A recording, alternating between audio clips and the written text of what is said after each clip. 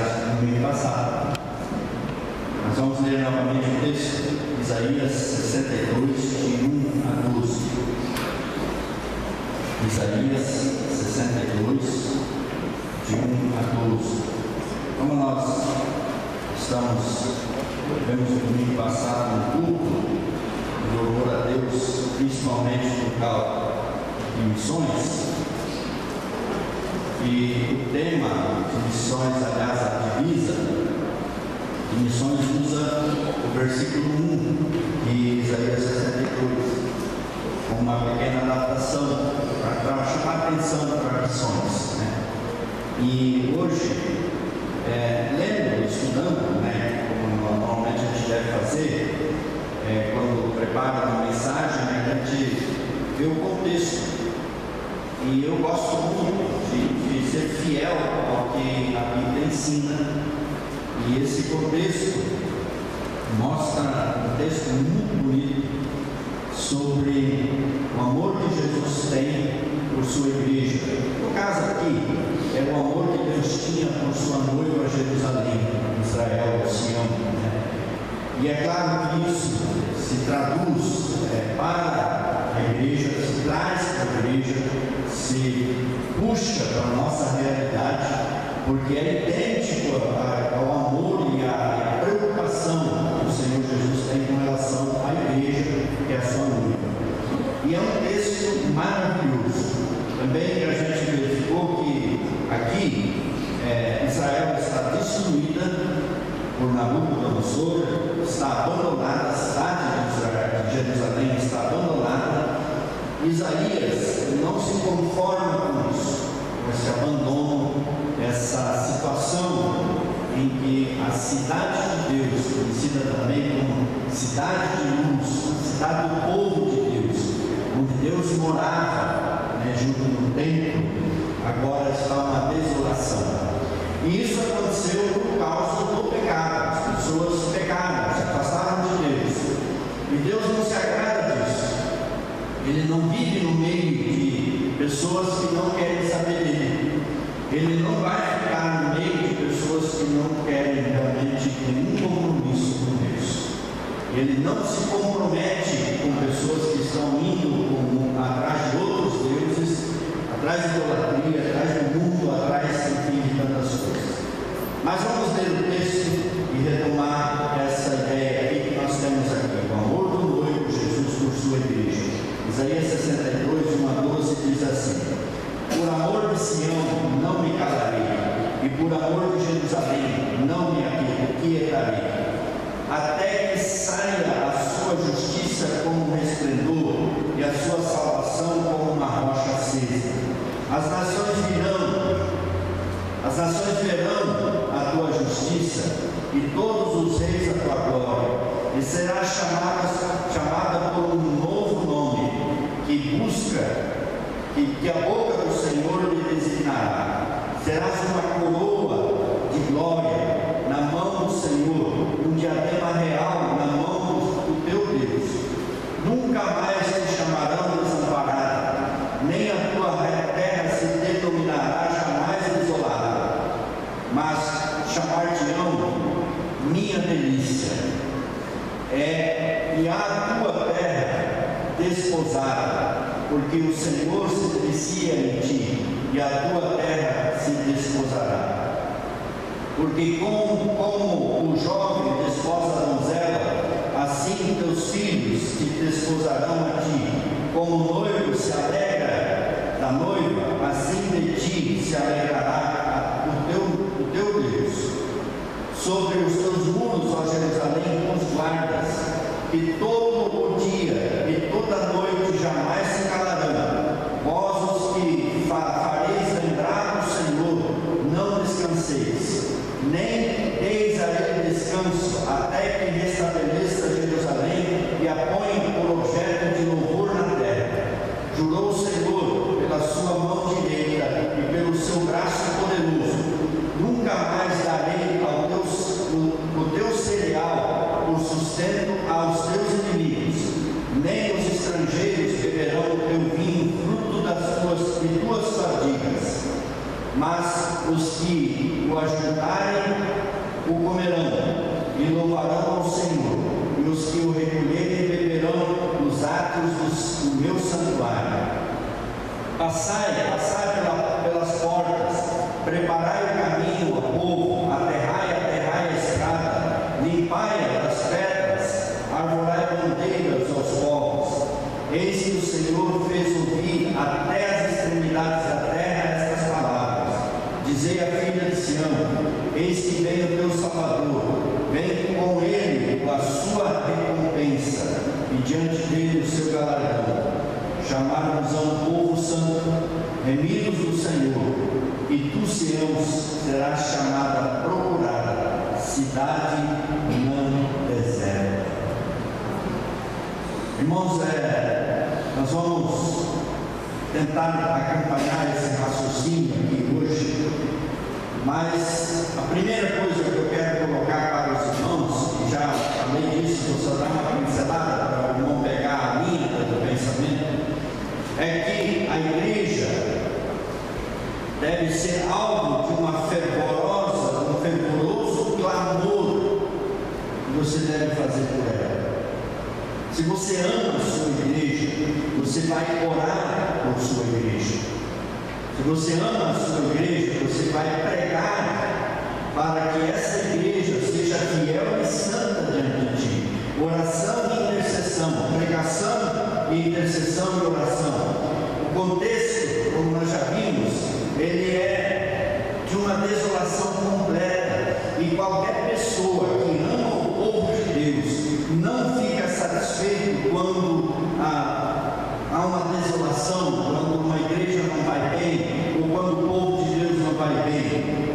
A cidade de Jerusalém é um símbolo da igreja que nós temos hoje. Nós somos inclusive chamados de Nova Jerusalém. A cidade de Jerusalém é a noiva de Jesus, né? São duas figuras que nós temos na Bíblia. Lembrando que no nosso tempo, quando tem um casamento, quem que espera a noiva? É o noivo, né? Mas naquele tempo, quem esperava era a noiva. Ela que esperava o noivo chegar. Os casamentos duravam mais ou menos 7 dias, né? Era uma festança total. E num desses dias o noivo vinha. E a noiva tinha que estar preparada e pronta para receber o seu noivo. Então o contexto desse texto é essa realidade. A noiva que espera. O grande acontecimento era a chegada do noivo e não da noiva. Hoje em dia, o grande acontecimento é a chegada da noiva. E eu não quero que mude, porque realmente ela é muito mais bonita do que qualquer homem que possa estar no casamento. Então, mas naquele tempo, a centralidade era justamente no noivo. E aqui Jesus se coloca como noivo, aquele que está sendo aguardado, aquele que virá resgatar a sua noiva, vai desposar a sua noiva, vai casar com a sua noiva. Essa é a ideia. Então, irmãos, essa igreja que nós estamos vivendo hoje é para isso. Então nós devemos levantar um clamor motivado pelo amor. Não podemos nos conformar com qualquer situação desoladora da igreja, seja nossa ou qualquer igreja. Então, se você ama a igreja, você deve amar a igreja. Nós vamos ver aqui como Jesus amou a igreja e se deu por ela. Nós devemos orar motivados pelo amor. O que move o profeta a pregar, a interceder por Jerusalém, e nós deveríamos ser pela igreja, é o seu amor por ela. Irmãos, nós só intercedemos pela igreja se nós amamos. Só intercede pela igreja quem ama. Só oramos por alguém quando amamos.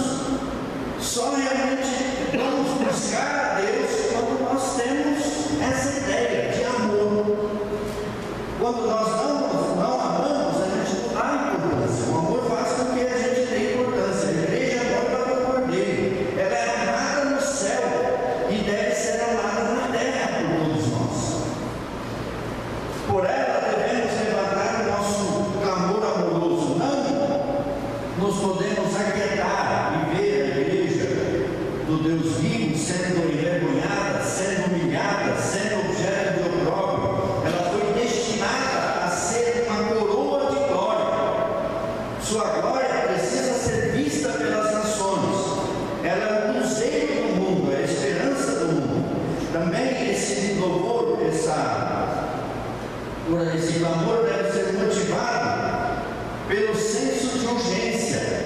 Nós falamos sempre, quando a gente fala de missões, a gente fala de urgência. É urgente a gente pregar, é urgente levar o Evangelho a todas as pessoas.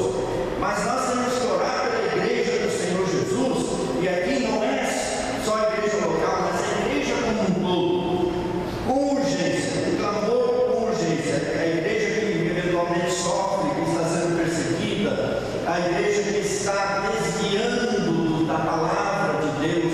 Hoje há muito disso, irmãos, sendo desviados daquilo que a Bíblia ensina.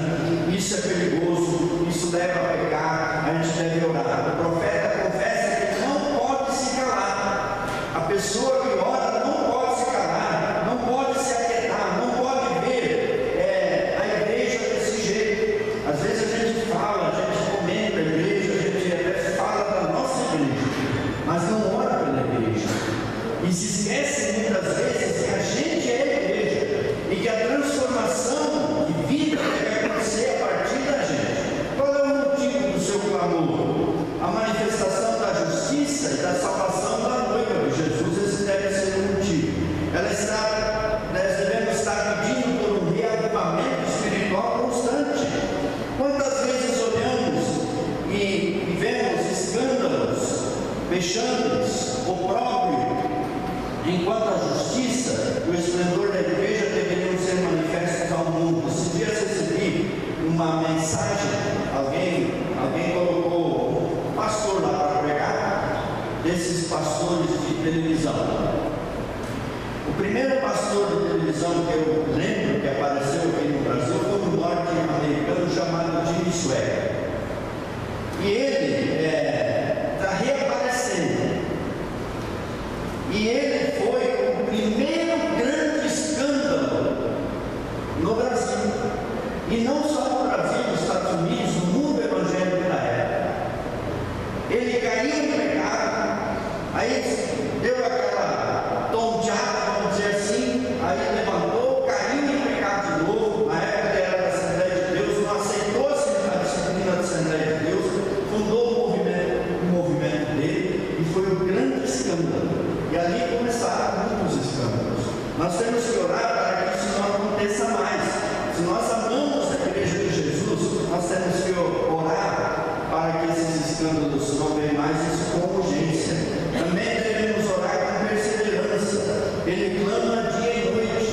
Aqui o profeta Isaías clamava por Sião dia e noite. Temos perseverado pela oração por nossa igreja. Deus nos deu uma igreja. Nós somos de uma igreja, né? E nós devemos orar por essa igreja. Temos nos colocado como a noiva do Cordeiro a cada dia no altar, como igreja que somos. Temos nos colocado na brecha em favor do povo de Deus. É um clamor perseverante todo dia. É um clamor firmado nas próprias promessas de Deus. Lá no versículo 6 nós vimos isso. Precisamos orar firmados na promessa que Deus faz de preservar a sua igreja. Deus lembra, devemos lembrar, que é interessante isso. Aqui o nosso Isaías está dizendo: olha, eu não vou me calar, eu vou fazer lembrar Deus, eu vou instigar Deus. Nós podemos fazer isso. A gente vê uma parábola lá no Novo Testamento do juiz iníquo, em que Jesus orienta para que as pessoas orem, como aquela viúva que foi buscar justiça naquele juiz que não temia a Deus, e tanto ela ficar insistindo com aquele juiz, ele resolveu a causa dele.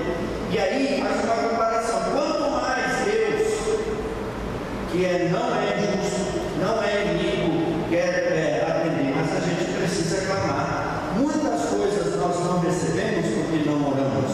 Todas as grandes orações registradas na Bíblia estão fundamentadas nos princípios da promessa de Deus. Salomão, quando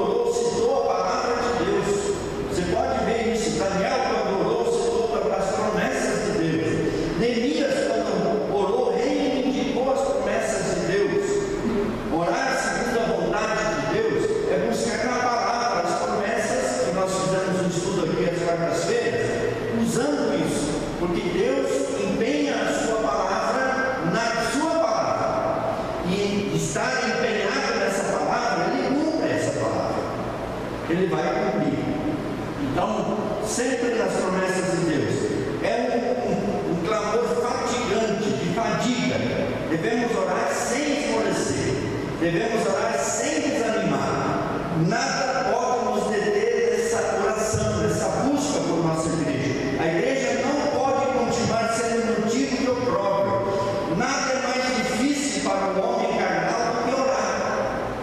Nada é mais difícil para o homem carnal, aqueles que são carnais de orar. Às vezes ele senta e vai ajoelhar para orar, de qualquer jeito, em 5 minutos já não tem mais nada para dizer. É pesaroso, é difícil. Irmãos, nós não temos longas conversas com pessoas estranhas. Agora, com amigos, nós ficamos uma tarde toda sentados e conversando animadamente. Parece que os assuntos não terminam. É como aquelas duas freiras, que alguém contou uma piada esses dias, duas freiras que ficaram presas anos. Depois de não sei quantos anos elas foram soltas, e quando saíram para fora do portão da cadeia, elas iam se separar, cada uma ia para um rumo, e uma delas diz: olha, daqui a pouco a gente se encontra e termina aquele assunto, né? Então, é como uma amizade que nunca tem, o assunto nunca termina. Então, se Deus é o seu Senhor, o qual você tem amizade, você é íntimo, você tem sempre o que conversar. Agora, se é estranho, você não vai conversar, você não vai abrir seu coração. Então, seja fatigante, coloque Jesus como seu amigo, seu irmão, converse com ele sobre qualquer assunto, porque com os nossos amigos conversamos qualquer assunto, ou não? E coisas fúteis às vezes, até coisas bem profundas do nosso coração e da nossa alma, que os nossos amigos conhecem. Então, orar é ter esse relacionamento, e aí vai gostar de fazer isso, vai ter desejo de fazer isso. Então, um clamor importuno. O texto diz que não devemos dar a Deus descanso, devemos bater a porta da graça e insistir nessa causa constantemente. A Bíblia nos ensina a orar e a insistir com Deus constantemente. Também é um clamor específico. O intercessor sabe que ele está pedindo o que está pedindo e também está disposto a continuar a pedir até que essa oração seja respondida. Às vezes é não, às vezes é espere, às vezes é agora, mas há uma resposta, e você saberá que há uma resposta. Ele não pede, interessante que Isaías aqui não pede prosperidade, não pede cura, nem pede milagres, nem sucesso. Ele quer alguma coisa muito maior. Ele quer que Jerusalém esteja estabelecida, restaurada.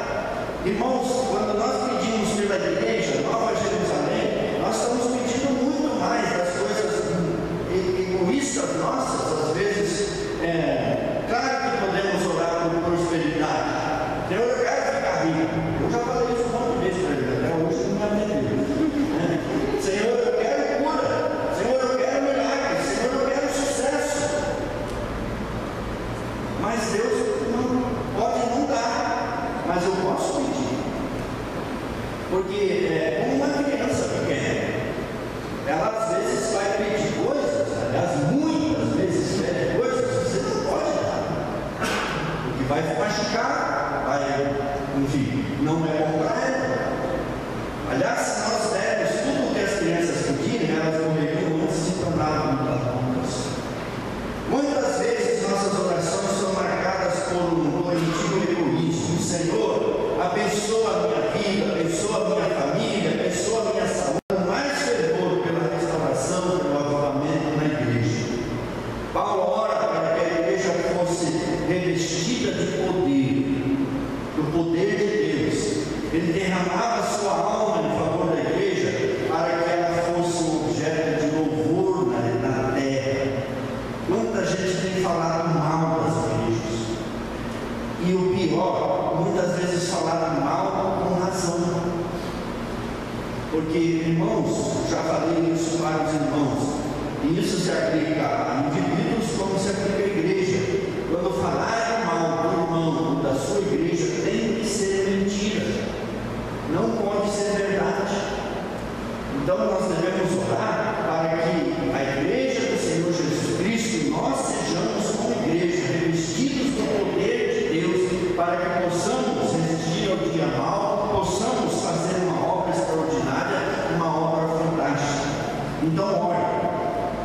Segunda lição, o valor da noiva. Quanto vale a igreja? A noiva tem um novo nome. Quantos trocaram o nome da noiva quando casou? Eu não troquei para mim, né? Aliás, se fosse falar isso, ia apanhar, né? Mas Deus mudou o nome. Mudar o nome de pessoas era muito comum naquela época, porque mudava a sorte das pessoas. A ideia era mudar a pessoa como um todo. Ele nos tirou da morte. Jesus nos tirou da morte, tirou das trevas, tirou da escuridão. Essa sorte que Ele nos mudou. Ele nos deu um novo coração. Ele nos deu uma nova vida. Ele nos deu um novo nome. Aliás, você vai chegar no céu e vai ter outro nome, por mais que você goste desse. Você vai gostar muito. Porque o nome tem muito a ver com caráter na vida. Somos novas criaturas. Somos adotados como família, como da família de Deus. Deus é o nosso Pai. Jesus é o nosso irmão, primogênito. Somos herdeiros de Deus. Somos co-participantes da natureza divina. Tudo isso aí nós somos. O nosso nome está escrito na palma da mão de Deus, diz a palavra, a Bíblia. Está registrado no livro da vida. Fomos selados com o Espírito Santo no dia que aceitamos Jesus como Senhor e Salvador. Fomos selados, está marcado. Somos propriedade exclusiva de Deus. Não tem sócio na propriedade que Ele tem de nós. Somos filhos herdeiros, somos a menina dos olhos de Deus. A igreja é a menina dos olhos de Deus. Essa é a noiva de Cristo. A noiva tem um novo status. Nunca mais a igreja será chamada desamparada ou desolada. A igreja jamais será escarnecida, ultrajada. O amor do noivo é transcendental, passa os tempos. Ele perdoa a sua noiva, restaura a sua noiva, transforma a sua noiva e a recebe como se jamais tivesse tido, como se jamais tivesse sido infiel. Seu passado de vergonha é cancelado, sua infidelidade é curada e perdoada. Agora a noiva aceita, a noiva amada. O Senhor desposa a sua noiva. É um profeta chamado Oséias, é mais ou menos como isso. Oséias, ele casou com uma prostituta, perdoou a prostituta, depois ela voltou para a prostituição, voltou a casar com ela, perdoou de novo. É o que Jesus faz. Deus quer perdoar, Deus nos perdoa, nos restaura, nos desposa. Jesus não amou uma noiva perfeita. Nós estávamos todos perdidos, nós todos estávamos cegos, endurecidos, mortos nos nossos delitos e pecados. Éramos filhos da ira e andávamos desgarrados como ovelhas que não têm pastor. Mas Ele nos amou, colocou a todos nós como igreja no seu coração. Nós estamos no coração de Deus, nós estamos no coração do Senhor Jesus Cristo. Você é parte disso. A noiva tem um novo relacionamento. Em vez de trazer desgosto para o seu noivo, a noiva agora é sua delícia. É isso mesmo que o texto aqui nos diz. Deus não olha para você com nojo, nunca vai olhar para você com nojo. Ele não vira o rosto para ninguém. Ele olha para você com doçura, com ternura. Você é filho, você é herdeiro, você é ovelha, você é propriedade exclusiva, herança, a menina dos olhos, a delícia de Deus. Ele se delicia com você, Ele está encantado com você. É isso que é a igreja. Deus olha você coberto com a justiça de Cristo. A justiça de Jesus está sobre a igreja. O sangue de Jesus está sobre a igreja. Quando Deus olha, Ele vê o sangue de Jesus que nos lavou, nos purificou e vê pureza absoluta. É isso que é a justiça de Deus. A nossa justiça jamais seria suficiente. Eles são como um trapo de imundícia, a nossa justiça. Não serviria para nada. Mas Cristo nos cobriu com o seu manto de justiça, seu sangue nos lavou. Agora não temos mais qualquer condenação. Agora somos aceitos pelo amado Jesus Cristo. Agora o ouro da glória de Deus cobre a madeira retorcida da acácia. Somos o santuário onde Deus habita. No templo, lá, essa figura que está lá em Êxodo 25:8, a acácia era um tronco que mal poderia ser aproveitado. E quando revestido de ouro por fora, era a coisa mais linda do mundo. Mas Deus mandou fazer isso no templo dele. Nós somos isso. Nós somos revestidos disso. É a noiva, esse relacionamento. O esplendor da noiva. A noiva é uma coroa de glória. No versículo 3. Quando o profeta vai descrever o fulgor da noiva, ele não encontra uma expressão mais forte para descrevê-la. Ele diz: olha, ela é coroa de glória. A igreja é coroa de glória, símbolo de vitória, de realeza, de conquista. É isso que nós somos na palavra de Deus.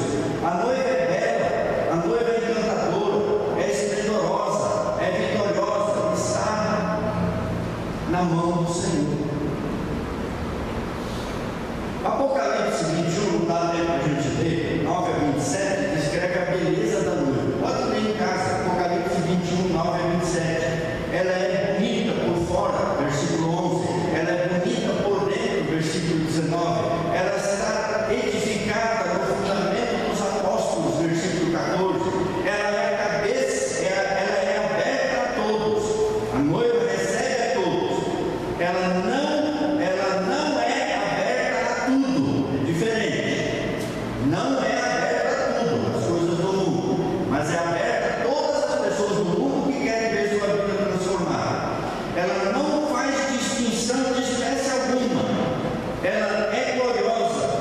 Ela tem total intimidade com Deus. Ela obedece ao seu Senhor. Ela reina com Cristo. Isso tudo está na palavra de Deus. A noiva é um diadema real na mão de Deus. Interessante que esse texto coloca esse diadema na mão. Geralmente é colocado na Bíblia na cabeça, né? O diadema é uma coroa de conquista. Os conquistadores usavam isso. A igreja é escrava resgatada, amada, conquistada por Jesus para ser sua noiva.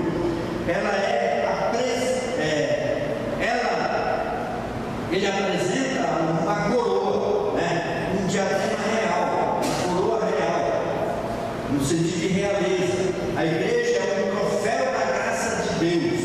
Ela é escrava resgatada que se tornou noiva.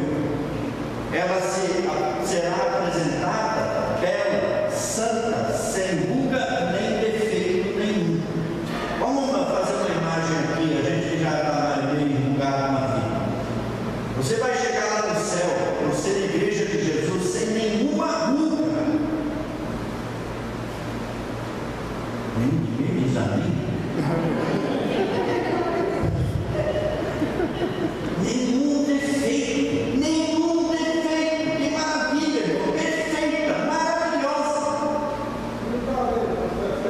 Cabelo, não sei, vai ser perfeito.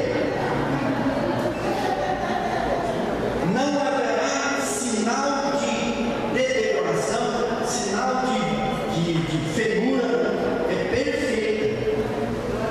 É isso que é a igreja. É isso que a Bíblia fala. Nós somos essa igreja.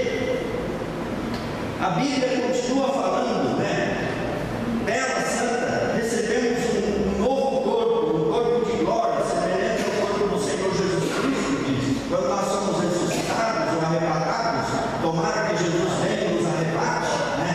Mas se Jesus voltar e estivermos mortos, seremos ressuscitados, e todos nós seremos perfeitos, brilharemos como o sol e como as estrelas. teremos brilho, nem olhos viram, diz a Bíblia, nem ouvidos ouviram, o que Deus preparou para aqueles que o amam.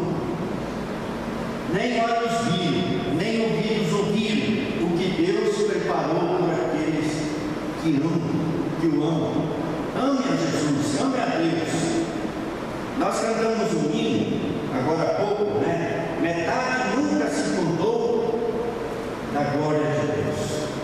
Há uma outra versão que diz: metade da glória celeste jamais se contou ao mortal. Essa é a glória da igreja, e nós somos essa igreja. Deus nos vê assim. Como é o amor do noivo por sua igreja? Ela é desposada pelo noivo. Jesus se dispõe a casar com a igreja. A ideia é casamento mesmo.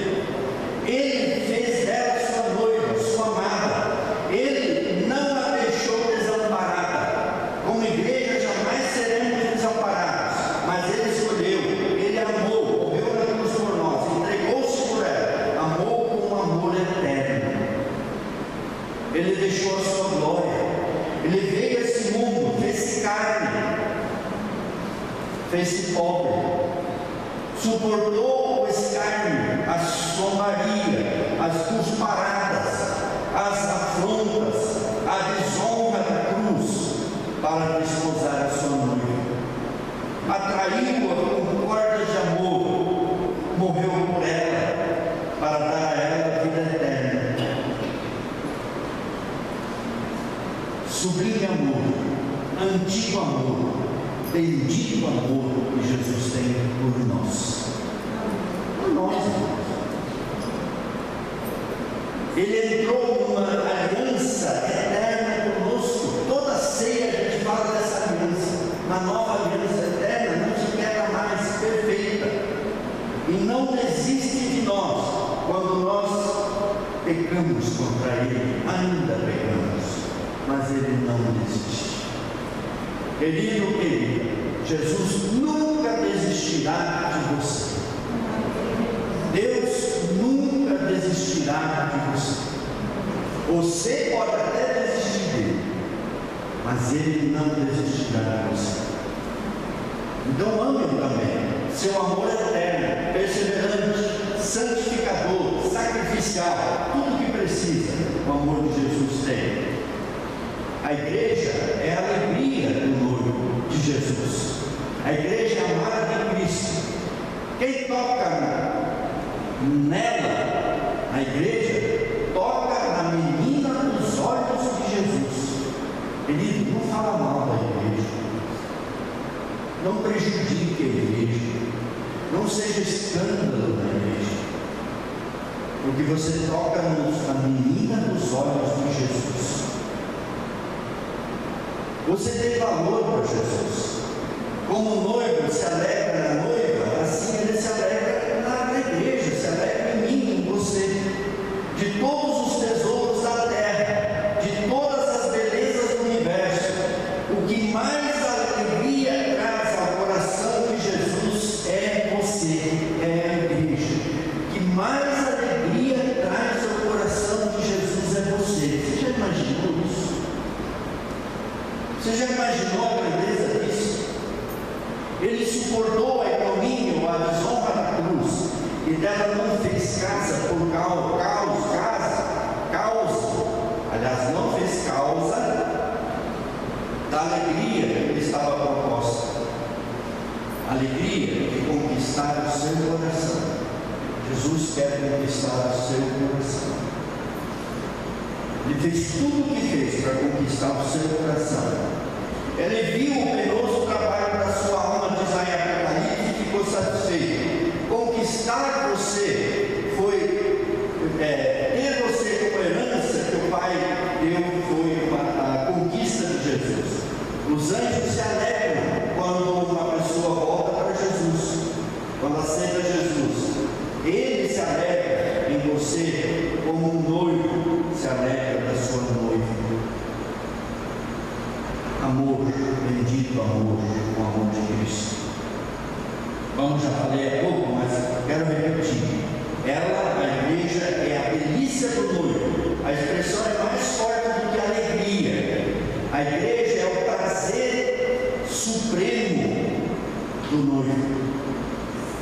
Ele viu o generoso trabalho de sua alma e ficou satisfeito. A igreja, diante dos anjos, a alegria diante dos anjos, por um pecador que se arrepende, ele cuida de você, perdoa você, dá a você vida eterna. Você e eu somos a delícia de Deus, você encanta os olhos de Deus. Deus olha você apaixonado, mas é amor. O coração de Jesus salta de prazer e delícia em ter você para Ele. Ela anseia, ele anseia por você com ciúmes. Você vale mais do que finas joias. Aquele que é feliz em si mesmo, porque Deus é feliz em si mesmo, Jesus é feliz em si mesmo, que tem tudo em si mesmo, que é dono de tudo, se delicia em você. Ele se delicia. Precisava disso? Não precisava, mas é isso que é. Quando se ama, é assim que a gente é. O amor faz a gente ser dessa maneira. O amor de Deus por nós é dessa maneira. As promessas do noivo, proteção. Deus jura por si mesmo, por não ter ninguém maior a evocar, e jura nos proteger dos inimigos. Somos um povo mais que vencedor, somos vitoriosos. O inimigo já foi desbaratado. O inimigo já não tem mais poder sobre nós. Já triunfamos, já somos mais do que vencedores. A Bíblia, a Babilônia havia levado a Babilônia, como invadiu lá, embora todo o fruto do trabalho do povo de Deus. Eles levaram tudo embora. Quem produziu, quem trabalhou, não comeu nada, daquilo nem usufruiu nada. Para a igreja, isso não vai acontecer. Ninguém vai tirar nada de nós. Ninguém vai tirar. Ainda que o inferno se levante contra nós, ainda assim seremos mais do que vencedores. Ainda que o inferno se levante contra você, se você crê e é de Jesus, você já é mais do que vencedor. Não tenha dúvidas disso. O apóstolo Paulo faz 5 perguntas com respostas implícitas. Primeira, se Deus é por nós, quem será contra nós? Ninguém. Aquele que não poupou seu próprio filho, antes por todos nós o entregou, porventura não nos dará graciosamente com ele todas as coisas? Sim, com certeza. Quem nos condenará? Ninguém. Ninguém pode nos condenar diante de Deus. Quem intentará acusação contra os eleitos de Deus? Ninguém. Não existe. Quem nos separará do amor de Cristo? Nada, nem ninguém. Essa é a proteção que nós temos.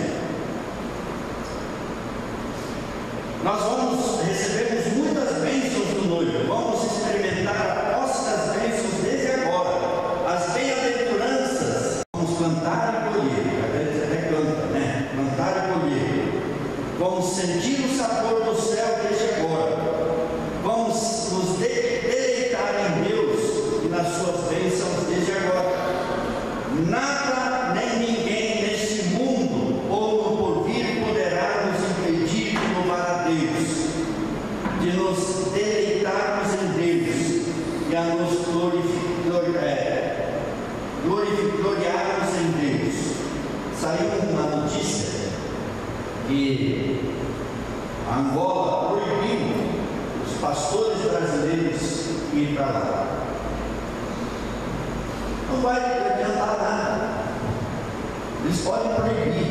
A glória de Deus vai ser manifesta lá através de pastores tentando ou de outros. A palavra de Deus ninguém prende. Podem prender os pastores, os missionários, as pessoas, até matá-los, mas a palavra ninguém prende. A vida do noivo é do noivo. Aliás, a vinda do noivo, ele vai voltar. vai voltar. Precisamos nos preparar. Nós precisamos, aliás, 4 fases das bodas do noivado dos judeus. Aliás, do relacionamento de namoro dos judeus, vamos dizer. Tem o noivado, tem a preparação, tem a vinda e tem a festa. Então Jesus está nos preparando. Já somos noivos. Ele voltará e vai nos arrebatar. Ele vem, diz a Bíblia, que todo olho virá. Ninguém deixará de ver. Todo olho verá. Todas as extremidades da terra ouvirão, e ouvirão o estrondo disso. Para a igreja é a chamada do Salvador. Para o mundo é a desgraça final. Para o mundo é a chegada do juiz. Ele não virá como servo, como ele veio a primeira vez, um servo sofredor. Ele não virá montado como um jumentinho, mas ele virá nas nuvens com grande poder e muita glória. E se subiremos com eles. É um hino que a gente cantava, eu subirei. Antigamente não cantava esse negócio. A recompensa da vinda. O noivo não vem apenas em glória, mas vem trazendo recompensa para o seu povo. Ele não é apenas salvador, mas galardoador. Até um copo de água que você dá para alguém jamais ficará sem recompensa. Qualquer coisa que você faz por alguém, como crente em Cristo Jesus, para abençoar alguém, não ficará sem recompensa. Muitos estarão chegando no céu, talvez até a poesia que a Fátima fez aí, com cheiro de fumaça. Mas outros receberão galardão. A prestação de contas não é aqui. Se formos encontrados fiéis, receberemos a coroa da vida, a coroa da justiça, a coroa da glória. Você vai ouvir de Jesus essa expressão: bom está, servo bom e fiel. Foste fiel no pouco, agora sobre muito te colocarei. Vinde benditos do meu Pai, entrai na posse do reino que vos está guardado desde agora, desde a fundação do mundo. As bem-aventuranças, as bênçãos estão guardadas. Não haverá mais pecado no céu, não haverá mais maldição nenhuma, não haverá mais dor nenhuma, não haverá mais luto, não haverá mais qualquer desconforto que você possa imaginar.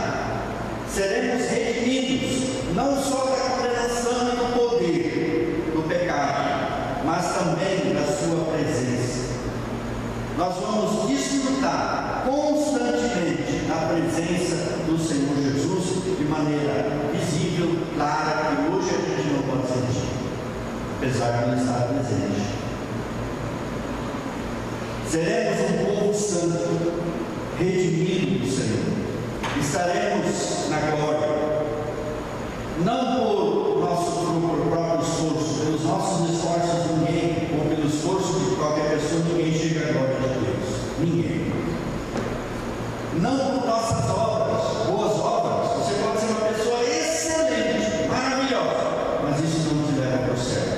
Não por nosso crédito, porque não temos, somos pecadores, mas seremos povo redimido, comprado pelo sangue de Jesus. Por ele nós entramos nos céus. Você já faz parte dessa igreja amada, a noiva do Cordeiro? Você já tem experimentado o amor de Deus derramado no seu coração? Tem vivido essa experiência? Seu nome já está escrito no livro da vida, na mão do Senhor? Você já foi atraído por Ele e para Ele com as cordas de amor que Ele lançou para você? Hoje é o dia da sua entrega, se você não fez ainda. E talvez o dia do seu conselho para fazer parte dessa noiva maravilhosa chamada Igreja de Jesus Cristo. Irmãos, quando você tem um quadro como esse, apresentado num texto como esse, e apresentado na Bíblia como um todo, não dá para querer outra coisa a não ser pertencer a essa igreja, a igreja do Senhor Jesus Cristo. Não se deve resistir a isso de forma alguma, porque ela é tudo o que você quer na vida, ela é tudo o que você quer, o amor que você quer da sua vida, você tem em Jesus. O sustento que você quer da sua vida, você tem em Jesus. O cuidado que você quer da sua vida, a proteção da sua alma, você tem em Jesus. Você tem tudo em Jesus.